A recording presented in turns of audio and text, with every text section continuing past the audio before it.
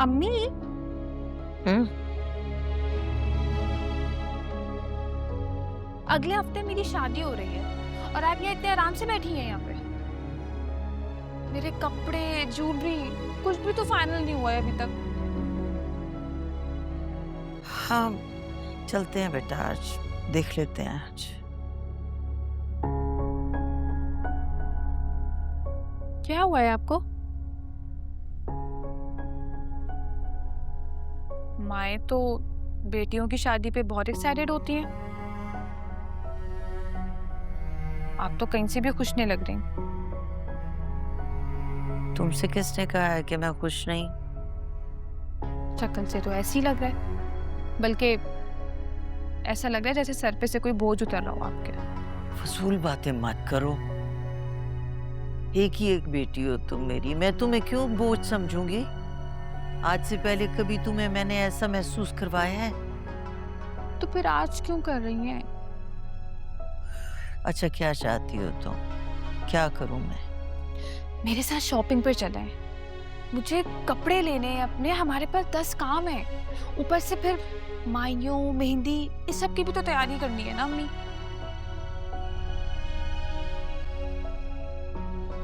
तुम्हारी सास का फोन आया था मेरे पास। मना कर दिया उन्होंने माहियों और मेहंदी करने से। क्या? मगर क्यों? क्योंकि रजा नहीं चाहता कि इस बार उसकी शादी में कोई धूम धड़क्का हो। ये क्या बात हुई? तुमने पसंद किया उसे, तुम्हें पता होगा, मैं क्या कह सकती। अम्मी, लेकिन आपको उनसे कहना तो चाहिए था ना। लेकिन छोड़े, बल्कि आप छोड़े, मैं खुद मदिया को कॉल करके बोलती हूँ कि अपनी अम्मा और अपने भाई को समझाए। नहीं सुम्बुल, रुको, तुम बात नहीं करोगी उससे। मगर अम्मी। बेटा, वो तुम्हारा होने वाला ससुराल है। शादी से पहले इस तरह लड़कियां मुंह उठा के ससुराल में कॉल नहीं किया करती, ना ही अपनी शादी की बात करती हैं। उफ़्फ़ो अम्मी, ये किस जमाने की बातें लेके बैठ गई हैं आप? वो दौर गया कि जब लड़कियां घुटनों तक अपने घूंघट लिए बैठी रहती थी और अच्छा बुरा सब सहती रहती थी। अब भी ज्यादा कुछ नहीं बदला है सुम्बल। आज भी ससुराल वालों के सामने मैके वालों को झुकना ही पड़ता है।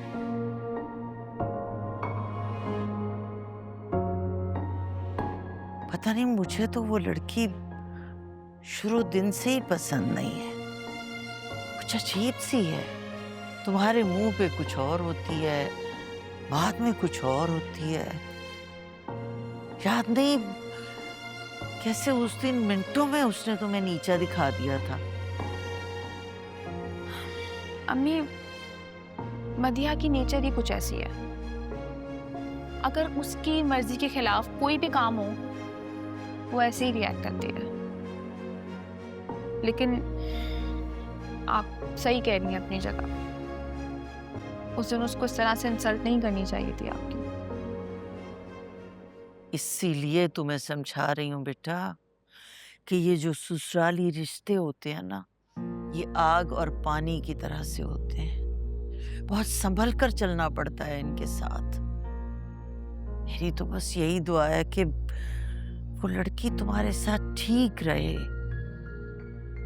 उसके इरादे मुझे कुछ अच्छे नहीं लगते सुम्बुल। आप परेशान नहीं हो। मदीहा को कैसे हैंडल करना है ये मुझे अच्छी तरह पता है। आप इतना नहीं सोचो, मैं सब संभाल लूंगी। बहरहाल होगा वही जो तुम्हारे ससुराल वाले चाहते हैं। रह गई तुम्हारी शॉपिंग, तो आज मार्केट चलते हैं। जो भी तुम्हें पसंद हो खरीद लेना वो, लेकिन जरा हाथ रोक के, अच्छा? ज्यादा फजूल खर्ची नहीं करनी। अच्छा ठीक है। बना क्या रही हैं आप? दाल चावल तुम्हारी पसंद के। फर्नीचर बनाएंगी?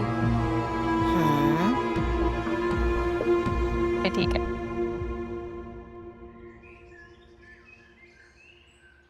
मॉम, हम्म। जरा ये वाला डिजाइन देखें, ये कितना अच्छा लग रहा है ना। मैंने अपने लिए ये चूज किया। दिखाओ। अच्छा है, लेकिन शादी के लिहाज से थोड़ा लाइट नहीं लग रहा कलर। आई थिंक तुम्हें अपने लिए कोई ब्राइट सा कलर देखना चाहिए था।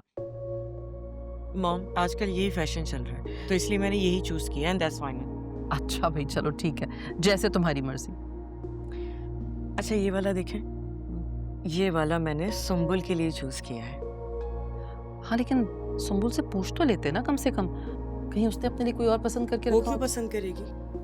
हमेशा ड्रेस तो लड़के वालों की तरफ से जाता है ना, तो हम जो भी भेज।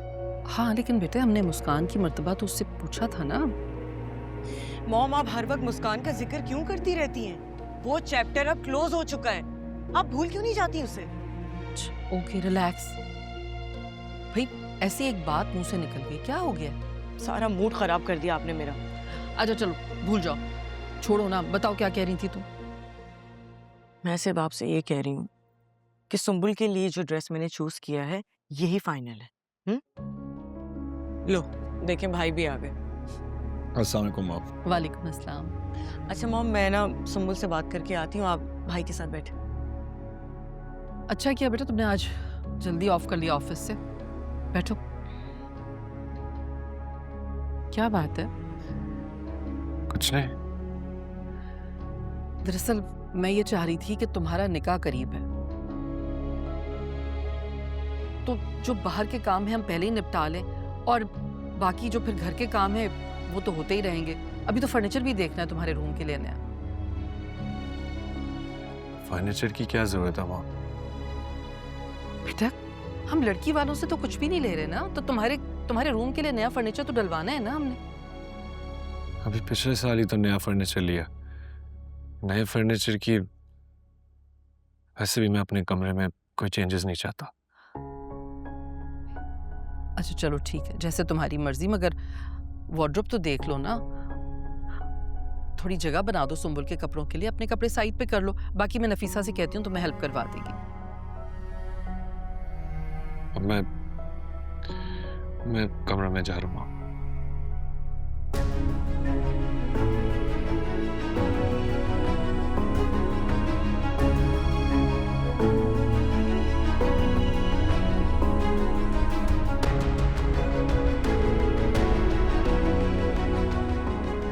मिस शफक, आपको पता चला सर बिलाल को टर्मिनेट कर दिया गया है। हाँ, मुझे भी बस अभी अभी पता चला। वैसे किस्सा क्या है, कुछ हुआ है क्या? ज्यादा डिटेल में तो पता नहीं चला, बस इतना पता चला है कि वो किसी टीचर की वीडियो बनाते हुए पकड़े गए। Oh really? हाँ, पता है ऐसा करते हुए उन्हें किसने देखा है? मैम ने?